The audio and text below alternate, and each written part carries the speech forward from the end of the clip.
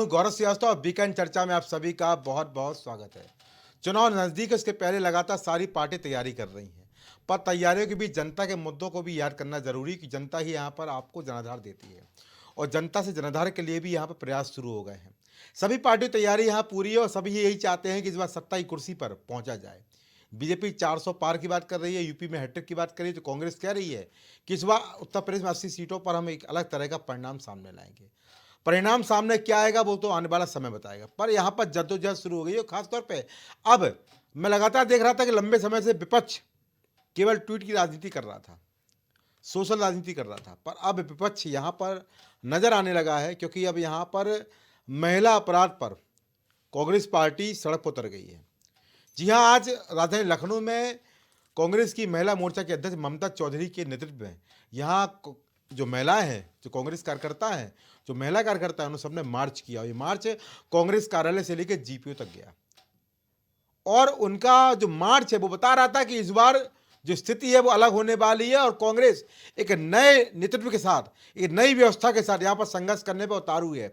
वो संघर्ष जो लंबे समय से हमको नजर नहीं आ रहा था, वो संघर्ष जो न जाने कितने महिला अपराध हो गए उस पर शांत था, वो संघर्ष जो केवल ट्वीट पर सीमित था, वो संघर्ष अब यहाँ पर फील्ड पर नजर आ रहा है।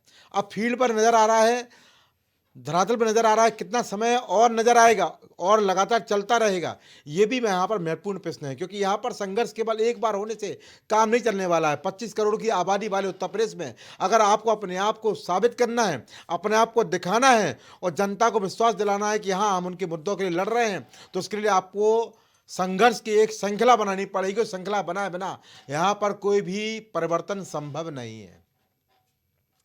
आज का महत्वपूर्ण चर्चा विषय भी इसी लोग व्यवस्था पर है कि जहां पर एक तरफ विपक्ष तैयार होकर बैठ चुका है और यहां पर सत्ताधारी पार्टी भी पूरी व्यवस्था के साथ यहां पर जुटी हुई है। बीजेपी हमेशा 24 घंटे चुनावी मोड में रहने वाली पार्टी है, लगातार मेहनत करती है, प्रदर्शन करती है और हमने अभी हाल में ही देखा है जब यहाँ पर कांग्रेस पार्टी के एक सांसद के यहाँ 300 करोड़ की जो नकद है वो बरामद हुआ था, तब भी वहां पर बीजेपी ने सत्ता में होने के बावजूद प्रदर्शन किया था, बड़ा प्रदर्शन था। सभी उत्तर प्रदेश सभी जिला कलेक्ट्रेट पर प्रदर्शन था। तो यानी सत्ताधारी पार्टी होने के बावजूद भी वो प्रदर्शन करती है, जनता के बीच अपना ध्यान आकर्षित करती है। ये भी बीजेपी की सबसे महत्वपूर्ण मजबूती है, महत्वपूर्ण कड़ी है। तो यहाँ पर अब कांग्रेस भी लड़ने पर उतारू हो चुकी है और कह रही है कि इस बार महिला अपराध पर हम सरकार से सवाल जरूर पूछेंगे और सरकार से पूछेंगे कि बेटी बचाओ बेटी पढ़ाओ की नारे लगाने वाली सरकार, बात करने वाली सरकार महिला सुरक्षा पर, महिला अपराध पर शांत क्यों हो जाती है।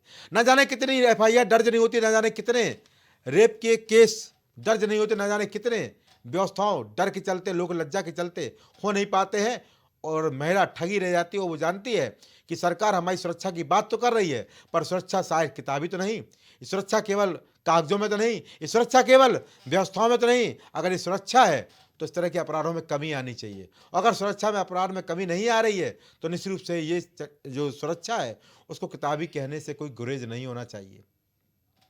कांग्रेस यहाँ पर आंदोलन करने के लिए तैयार है, कांग्रेस यहाँ पर व्यवस्थाओं से लड़ने के लिए तैयार है, कांग्रेस यहाँ पर सरकार की नींद खोलने को तैयार है, कांग्रेस यहाँ पर महिला अपराध के लिए लड़ने को तैयार है और कांग्रेस यहाँ पर लड़की हूँ लड़ सकती हूँ कि पुराने नारे के साथ लड़ने को तैयार है। हालांकि वो नारे के यहाँ पर विधानसभा चुनाव में असर नहीं हुआ था और प्रियंका गांधी वाड्रा की जो नीति थी, जो मास्टर स्ट्रोक था, वो यहाँ पर खाली गया था। 2 सीटें कांग्रेस को मिली थी और वो सीटें बताती हैं कि भले लंबी लंबी बातें की हो, लड़की लड़ सकती हो का नारा लगाया था और महिलाओं को 40% महिलाओं को टिकट दिया था, उसके बावजूद जो स्थिति थी वो आपके सामने थी। इसलिए यहाँ पर महिलाओं की बात करने अब दोबारा शुरू कर दी गई है। चूँकि यहाँ पर जिस तरह से आधी आबादी को लेकर आरक्षण बिल भी पास हुआ, हालांकि लागू नहीं हुआ, उसमें काफ़ी कुछ पसोपेश है, इतना आसान नहीं है, पर यहाँ पर बीजेपी ने महिला आरक्षण बिल पास कराकर अपनी जो नीयत है वो स्पष्ट कर दी। पर यहाँ पर अब जो विपक्ष है वो भी यहाँ पर तमाम व्यवस्थाओं के माध्यम से सरकार को याद दिलाना चाहता है। अगर महिला आरक्षण बिल की अगर आप बात करते हैं, महिलाओं की व्यवस्थाओं की बात करते हैं, महिलाओं को आगे बढ़ाने की बात करते हैं, तो महिला सुरक्षा की बात भी आपको करनी पड़ेगी। और लगातार एनसीआरबी के आंकड़े बता रहे हैं कि प्रदेश में, देश में महिलाएं सुरक्षित नहीं है।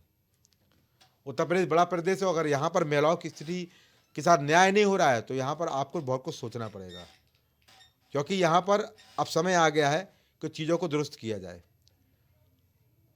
और सबसे महत्वपूर्ण बात है, जिस तरह से यहाँ विपक्ष सड़क पे आया है, ये महत्वपूर्ण यहाँ पर चीज़ साबित होगी।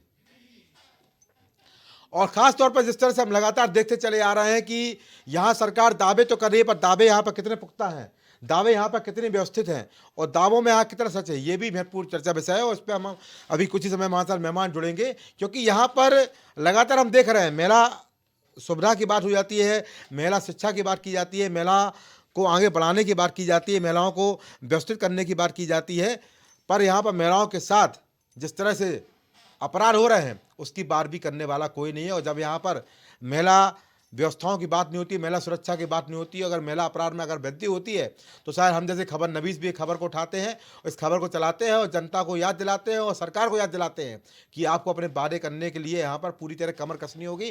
और अगर सरकार की यहाँ मंशा स्पष्ट है तो यहाँ पर जो अधिकारी हैं उन पर भी लगाम लगाना जरूरी है, जो आपकी मंशा को खराब कर रहे हैं और आपके जो नीयत है वो आपकी व्यवस्थाओं में पलीता लगाते नजर आ रहे हैं। यहां पर इस चर्चा के माध्यम से बहुत कुछ सामने आएगा, क्योंकि यहां पर जिस तरह से हम देख रहे हैं लंबे समय बाद विपक्ष सड़क पर है, लंबे समय बाद यहाँ व्यवस्थाओं की बात चल रही है, लंबे समय बाद यहाँ पर चीज़ें की जा रही है, लंबे समय बाद यहाँ पर एक अलग तरह की नीति बताई जा रही है, लंबे समय बाद यहाँ पर व्यवस्थाओं को कहा जा रहा है। और जब यहाँ पर बात हो रही है तो उन व्यवस्थाओं को चलते यहाँ पर कुछ भी अलग करने की शुरुआत करनी चाहिए, क्योंकि एनसीआरबी की रिपोर्ट का जो दावे हैं वो कुछ अलग हैं। सरकार बोलती है कि हम सुरक्षा में अग्रणी है, सरकार बोलती है हम कानून व्यवस्था में अग्रणी है, सरकार बोलती है कि उत्तर प्रदेश की कानून व्यवस्था सबसे बढ़िया है। तो यहाँ पर फिर ये प्रदर्शन क्यों हो रहा है और महिला यहाँ पर क्यों परेशान है? महत्वपूर्ण चर्चा में हमारे साथ मेहमान जुड़ चुके हैं, सबको रूबरू करा दूं। भारतीय जनता पार्टी से विवेक श्रीवास्तव अपना पक्ष रखेंगे, प्रवक्ता समाजवादी पार्टी से विवेक पांडे अपनी राय देंगे और महिला समाज सेवी के रूप में मंजूषा कपिल जी इस महत्वपूर्ण चर्चा विषय में शामिल है। आप सभी का इस कार्यक्रम में बहुत बहुत स्वागत है। तो जो मेरा पहला सवाल रहेगा वो प्रवक्ता भाजपा से रहेगा। विवेक भाई, यहाँ पर कांग्रेस प्रदर्शन करने के लिए हमारा हो चुकी है और आपको ध्यान आकर्षित कर रही है कि आप भले ही यहाँ कानून व्यवस्था की बात करते रहे, पर यहाँ पर जो एनसीआरबी के आंकड़े हैं वो आपकी बात की पोल खोल देते हैं। अब अगर आप एनसीआरबी के आंकड़ों झुठलाते हैं तो फिर आप एनसीआरबी के ऊपर प्रश्न चिन्ह लगा रहे हैं, जो कि सरकारी एजेंसी है, अलग एजेंसी है, जो आंकड़े रखती है, सभी राज्यों के रखती है, देश के रखती है, तो उस पर प्रश्न चिन्ह लगाना भी यहाँ पर लाजमी नहीं है। पर कैसे यहाँ जवाब देंगे कांग्रेस का जो प्रदर्शन कर रही है उतारू संघर्ष के लिए? जी गौरव जी, जी पहले तो थोड़ा सा अपना आवाज का बैलून तेज कराइए, आवाज आपकी बहुत धीमे आ रही है। अच्छा ठीक है। एक तो ये निवेदन है, दूसरा ये जी इस विषय पे आपने चर्चा छेड़ी है, कांग्रेस जो प्रदर्शन करने जा रही है, कर रही है। हम बार बार कहते हैं कि कांग्रेस सेलेक्टिव पॉलिटिक्स करती है। अच्छा। कर्नाटक में एक आदिवासी महिला को बस ट्रेन करके घुमाया गया। अच्छा। क्या कांग्रेस को कर्नाटक नजर नहीं आता? अच्छा। एक आदिवासी महिला को वस्त्रहीन करके घुमाया गया, नंगा घुमाया गया। इसी के पूर्व में घटना बिहार में घटी थी, महादलित की महिला को मध्य प्रदेश में भी घटी थी, मध्य प्रदेश में भी घटी थी, याद दिला दूं आपको, मध्य प्रदेश में भी घटी थी। मैं बता देता हूं, आपने मुझे कर्नाटक और बिहार की याद दिलाई तो मैं भी आपको याद दिलाना चाहूंगा कि मध्य प्रदेश में भी घटना घटी थी, आपको याद होगा। मेरी बात उसका भी जिक्र कर लीजिए। हाँ आ जाइए जी। कांग्रेस सेलेक्टिव पॉलिटिक्स करती है। अच्छा। क्या कर्नाटक की महिला हमारी माँ बहन नहीं है? बिल्कुल है। क्या मध्य प्रदेश की महिला हमारी माँ बहन नहीं है? बिल्कुल है। क्या बिहार की महादलित महिला हमारी बहन नहीं है? बिल्कुल है, बिल्कुल है। तो ये सेलेक्टिव बहनें कहां से आ जाती है? अच्छा। तो ये सेलेक्टिव दर्द कहां से होता है? अच्छा। ये सेलेक्टिव आंसू कहां से आते हैं? अच्छा। ये सेलेक्टिव पॉलिटिक्स करने वाले लोग देश की राजनीति का बेड़ा गर्क कर रहे हैं। अच्छा। आपको भारत की हर माँ बहन के लिए दर्द होना चाहिए, अगर आप भारतीय हैं तो। नहीं तो कह दीजिए कि हम सेलेक्टिव पॉलिटिक्स करते, इसको स्वीकार करिए। अच्छा। आज आपको उत्तर प्रदेश में क्राइम रेट पे आप चर्चा कर रहे हैं, आप आंदोलन कर रहे हैं। उत्तर प्रदेश देश का सबसे बड़ा राज्य है जी, दुनिया की 6ठे नंबर की आबादी यहाँ निवास करती है। ठीक है। उसके बावजूद भी आप देख लीजिए एनसीईआरटी की रिपोर्ट में क्राइम रेट में उत्तर प्रदेश किस पायदान पर है? अरे मुझे याद है, आप भी देख लीजिए, बेबी भाई आपको याद दिलाएंगे, बेबी बेबी पांडे बैठे हुए हैं। नहीं, नहीं, वो और सारी चीजें और पहले थोड़ा बेबी वैल्यूम चेक भाई, करें करो जी, बेबी बात श्रीवास्तव आपकी जी, तो स्पष्ट नहीं आ रही मेरे मैं कानों में। अपनी आवाज़ को स्पष्ट कराने का प्रयास करूंगा, पीसीआर से बोलूंगा कि गौरव जी थोड़ा सा वैल्यूम चेंज करा दीजिए। बेबी भाई अपना वॉल्यूम, अपना वॉल्यूम तेज करें, मेरे ख्याल से मेरी आवाज़ यहाँ पर स्पष्ट आ रही है। बेबी भाई नहीं, आपने नहीं, आपकी वहां से बड़ी सुंदर बातें कही थोड़ा सा आपने गौरव जी कॉपरेट जी। कीजिए। बेबी भाई आपको मेरी आवाज़ आ रही है? बेबी भाई आपको मेरी आवाज़ आ रही है? मुझे आ रही लेकिन बहुत धीमे आ रही है। आप अपने फ़ोन का वॉल्यूम बढ़ाइए, मेरे ख्याल से मेरा वॉल्यूम ठीक है। चलिए ठीक है। नहीं भाई, अच्छा चलिए, बे भाई मैं आपसे सवाल पूछूं क्या? चलिए बे भाई मैं सवाल पूछ लूं। आपने कहा एनसीआरबी की रिपोर्ट में आपके पक्ष में है, कौन सी रिपोर्ट है जो जी आपके पक्ष में है? क्योंकि मेरे पास जो रिपोर्ट है वो आपके पक्ष में नहीं है। ठीक है, आप बताएं, नहीं आपको क्या नहीं, दिखाई दे रहा है उसमें? मैं आपको बताता हूँ अभी। दूसरी बात, आपने यहाँ पर कहा है कि कांग्रेस सिलेक्टिव पॉलिटिक्स करती है। राजधानी हम्म, लखनऊ में ही गैंगरेप हो जाता है, आपको पता है? हम्म, अभी हाल की घटना है, गिरफ्तार हम्म, भी हुए हैं। केजीएमसी से लेकर और हम्म, सफ़ेदाबाद तक लोग लेकर चले जाते हैं, रास्ते हम्म, में गाड़ी के अंदर हो जाता है। तो राजधानी लखनऊ हम्म, तो संभालिए पहले, फिर यहाँ पर उत्तर प्रदेश की बात करेंगे। और बेबे भाई यहाँ पर बड़ा राज्य, बड़ी आबादी का रोना कब तक रोकते रहेंगे? अगर बड़ी आबादी तो बड़े संसाधन भी आपके पास हैं, हम्म, बड़ा पुलिस बल भी आपके पास है, बड़ी व्यवस्था भी आपके पास है। तो आबादी के नाम पर यह मत बोला करिए कि आबादी बड़ी है इसलिए यहाँ पर घटनाएं होती रहती हैं। तो अगर आबादी बड़ी है, संसाधन ही बड़े हैं, राजस्व भी बड़ा है, थाने भी ज़्यादा है, पुलिस बल भी ज़्यादा है, व्यवस्था भी ज़्यादा है, मंत्रिमंडल भी ज़्यादा है, लोग भी ज़्यादा हैं, सब कुछ ज़्यादा है। तो जब ज़्यादा आबादी तो ज़्यादा सब कुछ आपके पास है, तो ज़्यादा के हिसाब से यहाँ पर संतुलन आपको करना चाहिए, कंट्रोल करना चाहिए। उस पर क्या जवाब देंगे? फिर बेबी पांडे को लेता हूँ, बोलिए बेबी भाई। गौरव भाई, देखिए सबसे बड़ी बात तो ये कि असंवेदनशीलता की पराकाष्ठा पार कर चुके हैं। अच्छा।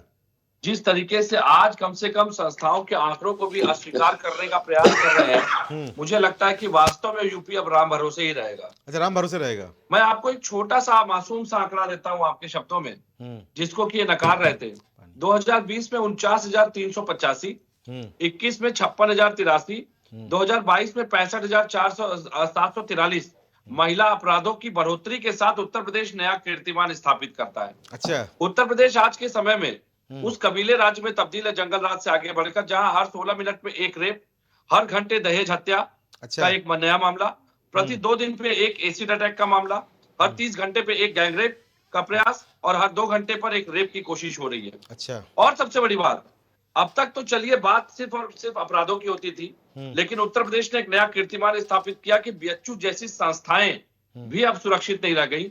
उत्तर प्रदेश की सबसे सुरक्षित मुझे लगता है वातावरण जहां पे मिलता है, जिसको बोलते हैं मोस्ट हाई सिक्योरिटी जोन, विधानसभा के बगल में धरने पे बैठी महिला के साथ जब बलात्कार हो जा रहा है, तो गौरव भाई, तो मुझे लगता है कि अब ये पूर्व सरकारों के ना तो मंत्रियों का नाम ले सकते हैं, ना विधायकों का नाम ले सकते, कब तक समय काटेंगे भाई? अच्छा। आज तो इनके मंत्री को नाबालिग से गैंगरेप के आरोप में 25 साल की सजा भी सुना दी कोर्ट ने। बिल्कुल सुना दी है। अब भी क्या गायत्री प्रजापति का नाम लेकर के समय काटेंगे, आलोचना करेंगे? उसको तो इन्होंने अभी तक बाहर तक रास्ता तक नहीं दिखाया था। अच्छा। दोबारा उसको टिकट दे दिया था, 9 साल से प्रकरण चल रहा था। अच्छा। मुझे लगता है भाजपा को आत्ममंथन करने की आवश्यकता है कि कब तक दूसरों के कार्यों का फीता, कब तक दूसरे सरकारों में हुए अपराधों का नाम लेकर के समय काटते रहेंगे।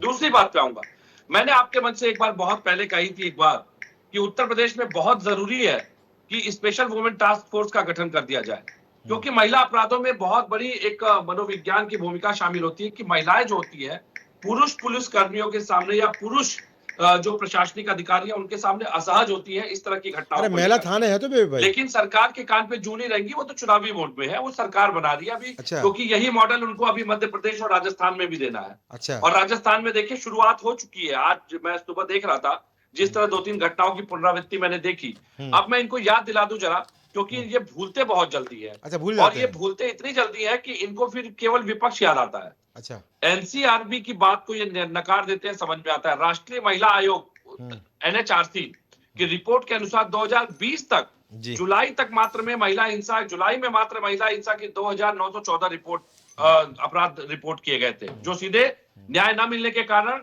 राष्ट्रीय महिला आयोग को दिया गया था। और उससे भी बड़ी बात मैं आपको बता दूं, इनके अभी भी जो वर्तमान में इनके जो सांसद विधायक हैं उसमें लगभग उत्तर प्रदेश में 52% और मोदी के जो मंत्रिमंडल में है उसमें 26% दागी सांसद है। अच्छा, तो मुझे लगता है कि ये इनको मंथन करने की आवश्यकता है। चलिए अब मैं इनको कुछ याद अरे दिला देता कांग्रेस हूं। उतर गई, आप कब बुलंदशहर उतरेंगे? में सुदीक्षा पाटिल, बे पांडे जी, कांग्रेस उतर लीजिए। गई रोड पर, आप कब उतरेंगे?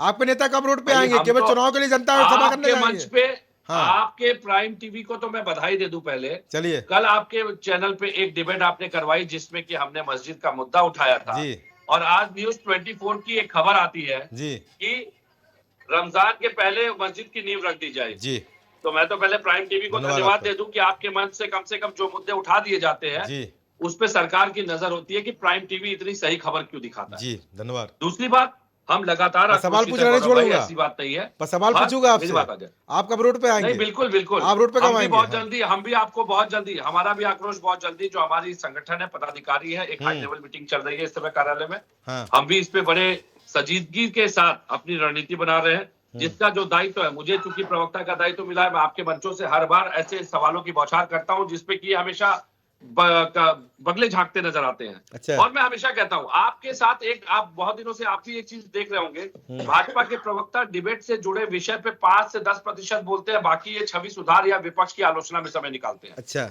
मैं कहता हूं आज इस आंकड़ों की जिम्मेदारी ये क्यों नहीं लेना चाहते हैं?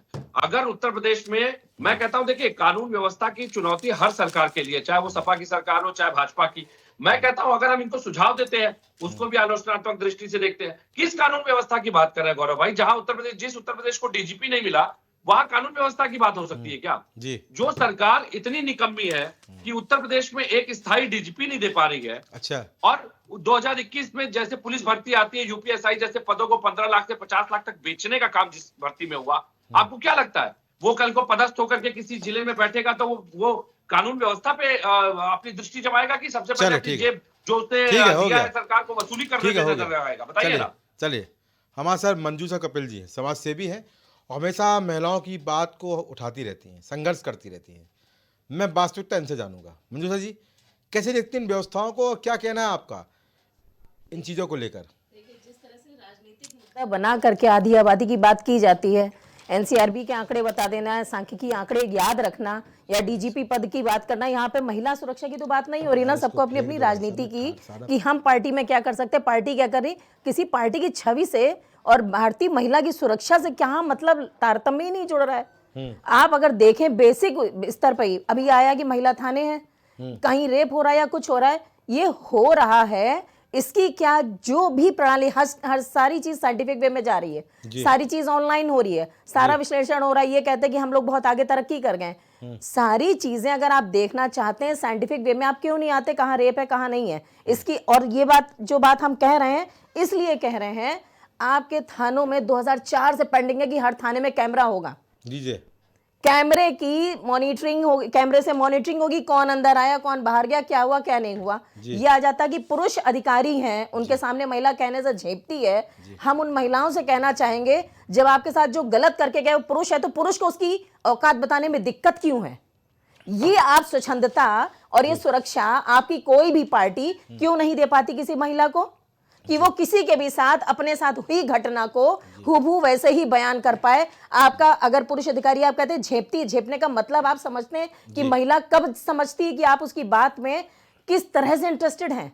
जी, कोई भी महिला किसी को भी अपनी बात कहने में सक्षम तब होती है जब ये समझती सामने वाला उसकी बात को समझ रहा है और समझ के समझने की कोशिश कर रहा है, वैसे ही जो पीड़ा वो सह रही है या उसके साथ ही उसको सामने देखा जा रहा है। जी, आपने एकदम वर्तमान परिदृश्य में क्या बोलेंगे आप मंजूषा कपिल जी? सॉरी, ये वर्तमान परिदृश्य चल रहा है, वर्तमान परिदृश्य की बात जो कर रहे हैं, सारा कुछ जुड़ा इसी से। कुछ नहीं, सारी चीजों को, महिला अपराध में कहीं कमी या बढ़ोतरी की बात जो रही है, एनसीआरबी के आंकड़ों की बात अगर करें तो एनसीआरबी में थाने में आप चले जाइए, अभी इसी समय एट अ स्पॉट आपको वहां पे वो पीड़ित महिला दिखेगी जिसकी एफआईआर नहीं दर्ज हो रही है, और वो दिख जाएगी जो राजनीतिक उसमें चले आ रहे हैं, प्रधानी की रंजिश। क्योंकि हम जहां फील्ड से जुड़े हैं वहां पे हम लोग खूब देखा करते हैं रेप के केसेस, कह लीजिए, अब उसमें आ जाता है बजट।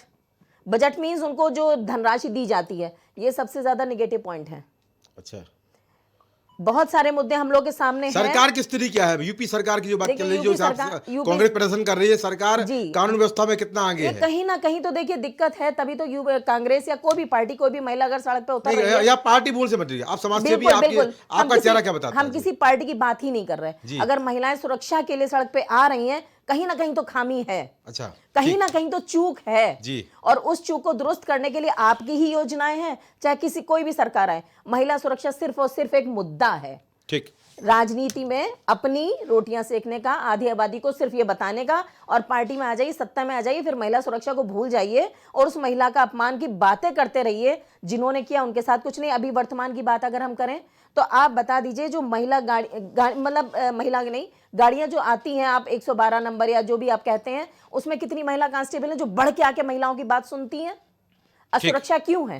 ठीक है, बेवस्ता वे भाई जी समाज से भी बोल रहे हैं कहीं ना कहीं चूक है, आप भी थपा रहे हैं। विवेक पांडे बोल रहे हैं कि आंकड़े आपके खिलाफ हैं, आप न जाने कौन से आंकड़ों पर बात करते हैं। महिला परेशान है, एफआईआर होती नहीं है, राजधानी लखनऊ ही सुरक्षित नहीं है, तो और जिलों की हम बात क्या करें। तमाम यानी जो ज़िले हैं वहाँ से गैंगरेप की घटनाएं सामने आई हैं, कैसे रोकेंगे? बड़ी आबादी का रोना रोते रहेंगे, कुछ यहाँ पर इंतजाम भी करेंगे? देखिए, हम रोना नहीं, रोने वाले लोग हैं। नहीं, हम पहला उसका स्टेटमेंट इंतजाम आपका बड़ी आबादी का रहता है ना, इसलिए मैंने पूछा आपसे। नहीं, हमने बड़ी आपने आबादी- बताया कि विश्व की 6वें नंबर की जो है आबादी हिसाब से बन सकता है उत्तर प्रदेश। देखिए, जब लोग उत्तर प्रदेश के क्राइम रेट की बात करते हैं हाँ, तो उनको उत्तर प्रदेश की जनसंख्या का भी ध्यान रखना चाहिए। अच्छा इतनी बड़ी जनसंख्या होते हुए भी अच्छा उत्तर प्रदेश क्राइम रेट के हिसाब से देश में 24वें स्थान पर है। अच्छा। देखिए, यहाँ बीच में हम हस्तक्षेप इसलिए कर रहे हैं, बोलने जी। की दृष्टता कर रहे हैं। जनसंख्या तो आप लिमिट तय कर दीजिए ना कि इतने से ज्यादा जनसंख्या नहीं होगी तो हम संभाल पाएंगे। नहीं, वो जनसंख्या मुद्दा नहीं है। वे पांडे जो में आप बार बार जनसंख्या की कह रहे हैं, हाँ, जनसंख्या इतनी वो बड़ी है, मुद्दा- तो आप मुद्दा वही लिमिट है। तय कर दीजिए कितनी बड़ी जनसंख्या होगी तो वे हम- पांडे एनसीआरबी की रिपोर्ट में 24 नंबर पे है क्या ये? वे पांडे जी गौरव भाई जी गौरव भाई जी एनसीआरबी की रिपोर्ट की आप संख्यात्मक दृष्टि से आंकड़े देखना चाहते हैं तो मैं आपको बता दूं, जी 19, 20, 21 में भी यूपी शीर्ष स्थान पे था और हाँ। 2021 में 59.1% राष्ट्रीय औसत के अनुसार 22 में ये 70.8% पे आ गए, हाँ। जो राष्ट्रीय औसत से भी 25.3% अधिक है। जी तो मुझे लगता है शीर्ष की बात नहीं है, बात यहाँ पे जिम्मेदारी लेने की है। मैंने अभी कहा कि स्पेशल वुमेन टास्क फोर्स का गठन किया जाए, क्या आपत्ति है भाई? महिलाओं को समान भूमिका में लाने की, सहभागिता में लाने की क्या समस्या क्या है? मैं तो ये सवाल उठा रहा हूँ। मैं कहता हूँ कि महिलाओं के थाने अरे बने बोल रहे हुए हैं, 24वें लेकिन नंबर पे आप एक कौन से महिला आंकड़े थाने दे की रहे समस्या नहीं हैं? होगी आप ना? शीर्ष की बात कर रहे हैं, जी? 24वें नंबर की बात कर रहे हैं, किसका आंकड़ा मालूम है? मेरे पास आंकड़ा दूसरा है। आप शीर्ष की बात कर रहे हैं, 24वें नंबर की बात कर रहे हैं, मेरे पास दूसरा आंकड़ा है, मैं किसकी बात नहीं, करूं? मैंने ये कहा 19, 20, 21 में यूपी शीर्ष पे था हाँ। और वर्तमान जो आंकड़े आए हैं उसके अनुसार महिला से गंभीर जुड़े अपराधों में उत्तर प्रदेश चौथे स्थान पे है और उत्तर प्रदेश की राजधानी लखनऊ यूपी में नंबर 1 है, लीजिए वे पहले भाई, स्थान पे। आपके पास और कोई आंकड़े आए क्या? अलग से वर्तमान में एनसीआरबी मिल नंबर जाए 1 क्या? है, विवेक श्रीवास्तव जी, नंबर 1 है, नंबर गौरव 1। जी, ये आंकड़े भाजपा चलिए मैं कार्यालय से पूछा था, आते हैं, विवेक उनको श्रीवास्तव जी, खारिज करता हूं, आपको सीधे- एनसीआरबी के अलग आंकड़े दिए गए हैं क्या? गौरव जी बोल लीजिए। हाँ, विवेक पांडे जी के आंकड़े कहाँ से आते हैं वो तो बता सकते हैं। अच्छा मैं तो नहीं, वो तो आप तो एनसीआरबी खारिज के कर आंकड़ों देते हैं पर ही एनसीआरबी चर्चा को। कर आप रहा मेरे हूं। आंकड़ों पे सवाल मत उठाइए, आप जिम्मेदारी लीजिए जो ना। एनसीआरबी आंकड़े 1924, मेरा कहना है महिला अपराधों की गंभीरता बढ़ रही है कि नहीं? महिला अपराधों में जिस तरह की मनोवृत्ति गलत तरीके से सामने आ रही है उस पे आप क्या कहेंगे? आज तो आप गायत्री प्रजापति का नाम लेकर नहीं बच सकते ना। आपके विधायक को 25 साल की सजा दी है कोर्ट ने और उसको लगातार आप बचा रहे थे 9 साल, उसके बाद भी आपने टिकट दिया, एफआईआर होने के बाद भी उसको इन्होंने चुनाव लड़वाया। गौरव भाई, गौरव जी, जी एमपी एमएलए कोर्ट से उनको सजा हुई है जी और एमपी एमएलए कोर्ट की स्थापना भारतीय जनता पार्टी ने ही की है। अच्छा और कोई शासन होता तो उसको सम्मान भी नसीब न होता। एफआईआर कब हुई ये थी गौरव भाई, भारतीय जरा जनता पूछ पार्टी लीजिए। का शासन है, एफआईआर तो कब हुई सम्मान थी भी गौरव भाई, नसीब जरा हुआ, ये पूछ अदालत ने लीजिए। सजा भी सुनाई। उनको टिकट और क्यों दिया ये गया भी था है। चुनाव जी। लड़ने के लिए जब उनके हम ऊपर इतने गंभीर हम मामले में ऐसे अपराध लोगों को एफआईआर हुई राज्य थी, से तो जरा बाहर पूछ करने लीजिए के ना। लिए संकल्पित हैं। जी उस पर अदालतें अपना काम कर रही हैं। जी इसमें किसी को वाहवाही लूटने की क्या अदालतें काम आवश्यकता कर रही है? हैं, एमपी एमएलए इन्होंने बनाया इसीलिए कि उनको बचाया जा सके। लीजिए, बोले हैं एमपी मैंने बुलाया इसलिए कि बचाया जा सके उनको। एमपी एमएलए में आप मुझे एक बात बताइए कि आप 50 गायत्री साल से अधिक प्रजापति की को सजा दे उन्होंने सकती है टिकट कोर्ट? इसीलिए दिया 25 साल की था सजा जो आपने जी। दिलवाई, उनको क्या आपको क्या बलात्कार लगता है कांड से कानून बचा की सके। जानकारी नहीं है लोगों को? गुलशन यादव जैसे उसको ये हत्यारे खारिज को करवाएंगे उन्होंने हाईकोर्ट इसीलिए से। दिया था कि अपने जियाउल विधायक को हत्या बचाने के अच्छा लिए। जिम्मेदारी खून लेते हैं साफ आप हो सके। जी, वे भाई जिम्मेदारी लेते हैं यहाँ पर कि अगर यहाँ पर हाईकोर्ट में अपील होगी तो यहाँ पर ये बरी नहीं होंगे, जुर्माने छूटेंगे अरे नहीं। बरी हम इनका घोर विरोध करेंगे गौरव भाई, क्या बात कर रहे हैं, ये जोर अच्छा। लगा ले अपना अपने विधायक को बचाने के लिए। अच्छा, अब विरोध मैं कहता हूं करेंगे। इन्होंने टिकट क्यों दिया, आप एक सवाल पूछ लीजिए, लीजिए, इन्होंने एफआईआर होने के बाद में टिकट क्यों दिया, टिकट क्यों नहीं दिया भाई? ये पूछ लीजिए ना। भाई आपने गुलशन यादव को दिया था नहीं दिया था टिकट? लीजिए, आपने गुलशन यादव टिकट दिया था, नहीं दिया पूछ था? लीजिए ना, लीजिए, हमने तो बाहर का रास्ता दिखा दिया था, क्या बात करेंगे, झूठ नहीं आपने टिकट दिया था गुलशन भाई, यादव को, शर्म नहीं आ वे रही पांडे है? टिकट दिया था आपने भाई। अच्छा, यहाँ पर हम गुलशन ये यादव सिर्फ को। यहाँ पर एक चीज हम जानना चाहेंगे, जब पर्चा भरा जाता है तब ये जितने भी अगर किसी के खिलाफ कोई आपराधिक मामले दर्ज हैं, हाँ, उनका ब्यौरा मांगने का फिर मकसद क्या, अगर टिकट दे दिया वो जाता ब्यौरा है? मानने मकसद केवल यहाँ पर दिखावा है, केवल सिर्फ दिखावा ये है। कि अगर किसी ने छुपा लिया है सभी पार्टी में दागी बैठे हैं, किसी पार्टी में दागी ऐसा नहीं है जिसमें तो फिर दागी ना हो। ये कॉलम ही खत्म कर दीजिए कि आपराधिक मामले कितने दर्ज हैं, उनका ब्यौरा दिया जाए, खत्म जी। कर दीजिए, फ्री सबको ये छूट हो कॉलम जाए। केवल नाम के लिए है, यहाँ सभी दागी इसको बैठे हैं। डिलीट करिए फिर। यहाँ पर आर्थिक अपराध छोड़ दीजिए, यहाँ पर गंभीर संगीन मामले दर्ज हैं और बड़े बड़े नाम पर दर्ज है। अगर गौरव मैं भाई, मेरी चर्चा बात है। करूंगा गौरव तो भाई, चर्चा मेरी लंबी बात है। चली जाएगी। गौरव भाई मेरी एक बात, बोल लीजिए, इसका जवाब मैं दूं। बोल लीजिए। सुप्रीम कोर्ट में एक याचिका पड़ी थी जिसमें कि आपराधिक मामले जिसके ऊपर भी है, जिस भी राजनेता के ऊपर आपराधिक मामले हैं, उनको आजीवन चुनाव लड़ने से प्रतिबंधित करने के मामले में याचिका डाली गई। जी भाजपा ने उसका विरोध करते हुए एफिडेविट फाइल किया कि वो इसके पक्ष में नहीं है। जी, तो मैं तो कह रहा हूं, आप करिए ना, हमारी पार्टी के हो चाहे इनकी पार्टी के, हम तैयार हैं। इस आप याचिका तैयार के हैं? सहयोगी पूछ बनिए लेते, ना। वे आप पांडे कहिए पूछ ना। लेता हूँ।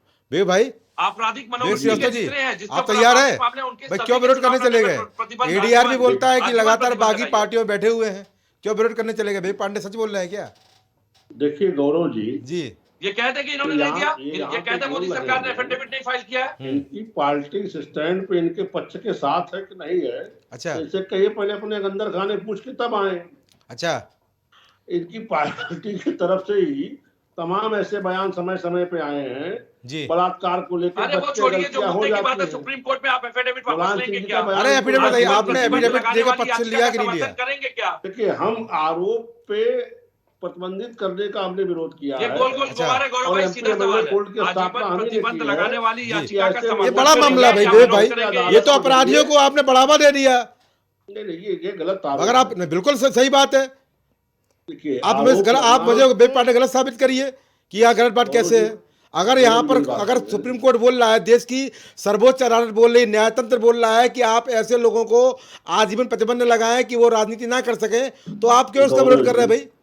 गौरव जी, इन्होंने जब विरोध तक किया, किसी इन्होंने पर हलफनामा आरोप दायर किया है कि साबित मोदी न सरकार हो हाँ, के पक्ष में बताइए। नहीं है। एक ये आरोप बोलते हैं, लगाने साबित करते हैं, एफिडेविट दिखाने के लिए किसी का तैयार होंगे। राजनीतिक जीवन यार का कि समाप्त नहीं याचिका कर डाली गई थी विवेक भाई, सुप्रीम कोर्ट ने आदेश दिया है, उसी सुप्रीम कोर्ट के आदेश को मानते हैं देखिए, आप लोग। यहाँ पे जो बात आ रही है, इन्होंने एफिडेविट विरोध किया उन्होंने उस दाखिल याचिका किया का, या इन्होंने किया, उस याचिका का अगर विरोध कोई किया एक है। Party supreme court, honourable supreme court का ऑर्डर है कि जिसके खिलाफ आपराधिक मामले दर्ज हैं जी। उनको टिकट नहीं दिया जाना चाहिए, जी। तो दूसरी पार्टी क्यों नहीं कंटेम्प्ट फाइल कर देती है?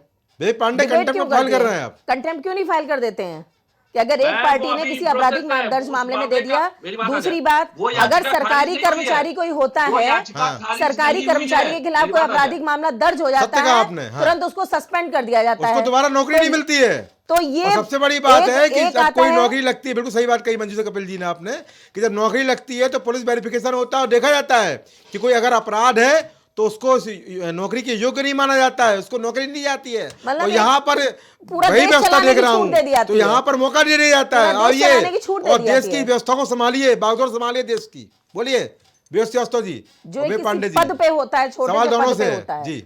ये देखिए याचिका गौरव अभी जी, खारिज नहीं हुई है, मामला अभी लंबित है। हाँ। लेकिन सुप्रीम कोर्ट में मोदी सरकार लगातार इसका विरोध कर रही है। आप पैरवी कि हम करेंगे, इसके पक्ष में नहीं है समाजवादी कि पार्टी नेताओं को पैरवी आजीवन करेगी इसके प्रतिबंधित खिलाफ किया जाके? जाए। ये तो रोकेगी, बीजेपी को रोकेगी नहीं रोकेगी?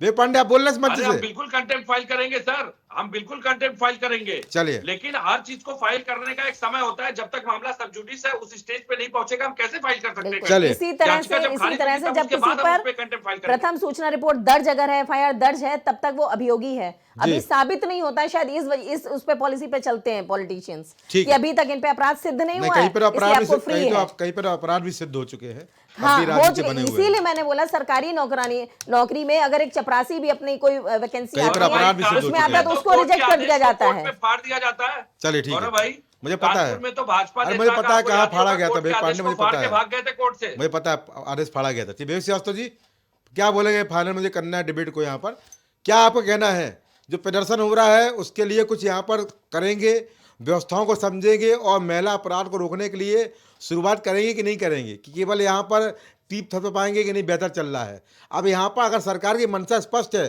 तो अधिकारियों पर आप लगाम कसिए कि वो व्यवस्थाओं को दुरुस्त बनाए रखें, क्योंकि जो घटनाएं हो रही हैं कहीं ना कहीं उसमें अधिकारियों की संलिप्तता है और वहाँ पर हीला बहाली है, और हीला बहाली के कारण कि आपकी सरकार की प्रतिष्ठा भी खराब हो रही है और गरिमा भी खराब हो रही है और सरकार की मंशा पर भी सवाल उठ रहा है। विवेक श्रीवास्तव।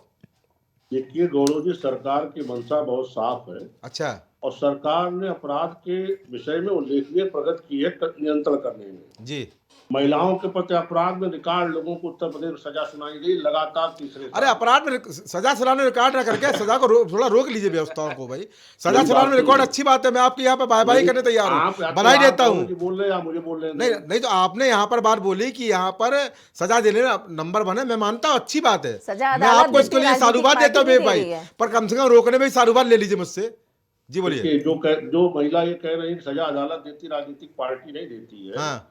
उनको बता दिया जाए कि जब तक विवेचना जबरदस्त नहीं होगी, विवेचना भी यहाँ पर विवेचना भी इतनी ढील पोल होती है, विवेचना इतनी ढील पोल होती है कि आप केस डायरी के पर्चे पढ़िए जरा, जिसने बयान दिया उनका था पता नहीं है, वो एफिडेविट दे रहे होते कि मैंने बयान नहीं दिया। अगर है तो साइंटिफिक वे में आकर के क्यों नहीं महिला अपराध, कुछ नहीं सिर्फ इतना कर दिया जाए। हम प्राइम चैनल से ये कहना चाहते हैं, थानों के लिए 2004 में बजट पास हुआ था कैमरे का, कि हाँ कैमरे का कब लगाएंगे आज तक पेंडिंग क्यों है, सारी मॉनिटरिंग करिए, बता दीजिए। दूसरा कार्यकाल आ गया, जवाब पूछ रही है आपसे, ऑनलाइन जो एफआईआर दर्ज होती हैं, हाँ। उनको किस तरह से निस्तारित कर दिया था बिना उसके पूछे महिला के कि आपका निस्तारण हुआ कि नहीं, पूरा प्रोसेस है। आप विवेक पांडे नहीं पूछ रहे हैं, यहाँ पर महिला ही पूछ रही है, जवाब पूरा प्रोसेस है। गौरव जी आते ने पहले 2 मिनट एक लाइन बढ़ा देता हूं, ऑनलाइन केवल लॉस्ट एंड फाउंड में होती है, विवेक पांडे सुन लीजिए, फाउंड में गंभीर प्रकृति के अपराधों की एफआईआर ऑनलाइन नहीं होती है। चलिए चलिए विवेक साहब बोलेंगे, जवाब देंगे, बोलिए विवेक साहब। देखिए जी, महिलाओं के प्रति अपराधों में उत्तर प्रदेश ने रिकॉर्ड मामले में सजा सुनाई है, ठीक, लगातार तीसरे साल, ठीक, और आरोपितों को सजा दी है, बिल्कुल दी गई, और ये बिना सरकार के पैरवी के संभव नहीं है। जी, जो लोग कहते हैं कि साहब राजनीतिक दल नहीं सजा सुनाते, हमारे ही द्वारा अधिवक्ता नियुक्त होते हैं शासन द्वारा, जो उसकी मजबूत पैरवी करते हैं, विवेचना दाखिल होती है, तब जाके सजा हो पाती है। तो जब सरकार अच्छा काम करे तो उसको आपको अच्छा बोलना चाहिए। अच्छा, जिसमें सजा नहीं हुई उसमें आप कह रहे हैं, मैं बोल तो दिया, साधुवाद दे तो दिया भाई, जिसमें सजा हो गई, अरे साधुवाद दे दिया, क्या चाहिए बताइए। ये अच्छी बात नहीं है व्यवस्था जी, मैंने साधुवाद दे दिया है, पर साधुवाद में देना चाहता हूँ आपको रोकने को लेकर। जी हाँ बोलिए बोलिए बोलिए, आप डिस्टर्ब करना चाहते हो तो कर लीजिए। नहीं बोलिए बोलिए बोलिए बोलिए, नहीं आप दोबारा भाई बार बोल रहे हैं ना मेरे को, आप दोबारा भाई बार बोले हैं कि सरकार ने अगर सजा दी है तो मैं यही तो बोल रहा हूँ, रोकने का भी साधुवाद ले लीजिए मुझसे, कब लेंगे मुझसे, ये बोल रहा हूँ। ये इस तरह के अपराध गौरव जी समाज की मानसिकता से रुकते हैं, इसको कानून नहीं रोक सकते। अच्छा, कानून कड़े से कड़ा बन चुका है, सरकार की सरकस समझ में नहीं आ रही है, खुद ही स्वीकार कर रहे हैं मंच पे, ये अपराध को नहीं रोक सकते। इसको समाज का जो कदम उठाने हैं वो तो उठा लीजिए। जब तक इसको अभी एक बात आई, अपराध की विवेचना मॉडल पुलिस एक्ट में इसका प्रावधान दिया गया है बाकायदा, लेकिन ये उसके नियम नहीं लागू करना चाहते हैं, कंटेम्प्ट फेस कर रहे हैं सुप्रीम कोर्ट में, लेकिन मॉडल पुलिस एक्ट सुन लीजिए, भाई बोलना, बोलिए बोलिए भाई जी बोलिए। गौरव जी, आमतौर पे जो बलात्कार की घटनाएं होती हैं वो परिचितों द्वारा होती है, संबंधियों द्वारा होती है। अब यहाँ पर ये भाई ये मत कहिए, ये मत कहिए परिचितों द्वारा होती है, और ये कौन सी बात हुई। आप अपने आप को यहाँ पर बचाने का प्रयास क्यों कर रहे हैं भाई? मैं बचाने का भाई आप यही बोल रहे हैं कि आप यहाँ पर अपराध सजा दे रहे हैं, बोल रहे हैं कि बचाने का। अगर आप अपराधी सजा ही दे रहे हैं तो आपने थाने क्यों बनाए? 1473 थाने बंद कर दीजिए भाई, 1473 थाने बंद कर दीजिए, सीधे पुलिस पकड़ के ले जाएगी, न्याय कोर्ट जो सजा देगा, काम खत्म हो गया। फिर थाने की जरूरत क्या बची है भाई? पुलिस बल की जरूरत क्या है जहाँ अपराध रोकना ही नहीं आपने? जी बोलिए विवेक श्रीवास्तव। अपराध होने से पहले पकड़ ले, कौन सा प्रावधान आपके पास, जरा बताइए आप। जी, अपराध होने से पहले आप किसको पकड़ लेंगे? अच्छा, अपराध होने का पकड़ेंगे ना, अपराध होने के बाद किसकी पकड़ लेंगे आप बताइए। और यहाँ पर जो मंजूजा कुरेरी बोल रही है कि यहाँ पर लोगों की एफआईआर दर्ज नहीं होती है, ये वो कह रही है। हाँ, एक भी प्रकरण ला करके आप इस चैनल पे बैठा दें, अच्छा, कि इनके साथ बलात्कार हुआ, हाँ, इनका मुकदमा दर्ज नहीं हुआ, अच्छा, ये कहना गाल बजाना अलग विषय है। सच्चों के साथ बात करने में बात होनी चाहिए। हाँ। एक प्रकरण ला करके आप चैनल में बैठा दे। अरे थाने प्रकरण को लाने की यहाँ चैनल में लाने की जरूरत ही नहीं है। जो विजय। शासन से बजट पास हुआ है कि कैमरे हर थाने और चौकी में होंगे, हर आप वो थाने लगवा में दीजिए, आपके कैमरे सामने अपने लगे आप आ हैं। जाएगा। चलिए कहीं गड़बड़ है तो आप उसको बताइए कहाँ पे गड़बड़ है, उसकी जांच करवा लेते हैं। चलिए जांच करवाते रहे। चलिए हो कैमरे लग चुके हैं। गया हो गया। आप सभी का महत्वपूर्ण चर्चा में स्वयं जुड़ने के लिए धन्यवाद। तो चर्चा बड़ी महत्वपूर्ण थी। चर्चा यहाँ पर जिस तरह से सामने आई कि बीजेपी प्रवक्ता भी यहाँ पर आबादी की बात करते नजर आए। उन्होंने कहा कि सरकार यहाँ पर अपराधियों को सजा देने में नंबर 1 है। हमने भी देखा है, मुठभेड़ भी होती है, गोली भी चलाई जाती है, पकड़ा भी जाता है, सजा भी दी जाती है। उसके लिए सरकार काम कर रही है, बेहतर काम कर रही है। पर यहाँ पर अपराध रोकने के लिए भी इंतजाम करने पड़ेंगे। अपराध ना हो उसके लिए भी यहाँ पर व्यवस्थाएं बनानी पड़ेंगी। छेड़छाड़ ना हो उसके लिए भी हमको एंटी रोमियो स्क्वाड को बेहतर करना होगा। पुलिस बूथ बनाए हुए उनके लिए जाने के लिए महिलाओं को उत्साहित करना होगा। महिला यहाँ पर डरे नहीं, संशय में ना हो, उसको परेशानी ना हो, उसके लिए महिलाओं को आगे बढ़ाना पड़ेगा और महिला पुलिस बल की ज़्यादा से ज़्यादा नियुक्ति करनी पड़ेगी। संवेदनाओं को समझना पड़ेगा। अपराध को रोकने के लिए केवल और केवल पुलिस बल नहीं बल्कि नीयत भी होना जरूरी है। और जब आप बेहतर नीयत रखेंगे और जब चाहेंगे कि देश की जनता के लिए यहाँ पर सुरक्षा का माहौल कायम हो, अपराध रुकें, सुरक्षा दी जा सके, तो उसके लिए व्यवस्थाओं को दुरुस्त करना होगा। पुलिस बल भी है, व्यवस्थाओं भी है, संसाधन भी है, न्यायतंत्र भी है, सब कुछ है। बस जरूरत केवल एक चीज की है, सही दिशा की और नियत की। अगर आप नियत के साथ काम करेंगे और समझेंगे कि हाँ ये हमारी जनता है, ये हमारी महिलाएं हैं, इनकी सुरक्षा करना सरकार की जिम्मेदारी नहीं बल्कि सरकार का धर्म है। और वो धर्म राजधर्म कहलाता है। और जब राजधर्म का पालन करेंगे तो ना आपके सामने किसी व्यवस्थाओं को सामने आना पड़ेगा और ना ही कोई प्रदर्शन होगा और ना ही यहाँ पर नियत की बात होगी। तो पालन करिए राजधर्म का और जो आधी आबादी है उसको सुरक्षित करने का प्रयास करिए। सजा दिलाने में अगर नंबर 1 है तो रोकने में भी नंबर 1 बनिए, तभी यहाँ पर बेहतर समाज का निर्माण होगा।